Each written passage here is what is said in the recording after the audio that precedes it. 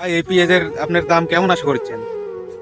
এখন ধরেন যে কৃষক আমরা আগ্রহীভাবে পেঁয়াজটা রোপণ করেছি, কিন্তু পেঁয়াজের যে দাম, পেঁয়াজের যে পিছনে মনে করেন যে ৬,০০০ টাকা মন ধরেন যে পিছনে আমরা লাগাইছি, তারপরে ধরেন যে আশা করছি যে পেঁয়াজের দাম বেশি হবে, ফলন আমরা বেশি লাভবান করতে পারবো ইনশাল্লাহ। কিন্তু এই বছরে আপনার যে আশঙ্কা শুনতেছি পেঁয়াজের দাম আপনার ১৫০০ টাকা ১৪০০ টাকা মন শোনা যাচ্ছে। সামনের দিকে যদি যাই আরো, তাহলে আপনার পেঁয়াজের আপনার যে দাম কৃষক সুলভ মূল্যে পাবে না, ন্যায্য মূল্যে পাবে না।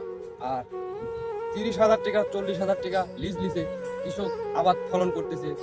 কৃষক বাঁচলে দেশ বাঁচবে, কিন্তু বর্তমান সার ওষুধের যে দাম আর যে চাহিদামূলক বাজারে আমরা সার ওষুধ কিনতে গেলে যে কবলের মধ্যে পড়তে হয়, মনে করেন সার ওষুধের কিনতে গেলে লাইন ধরে সিরিয়াল নিয়ে সার নেওয়া লাগে, সারের অতিরিক্ত প্রচুর দাম।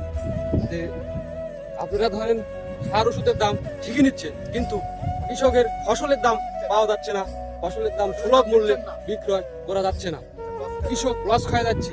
কৃষক যদি বাসে, তাহলে সামনের দিনে আমাদের বাংলাদেশ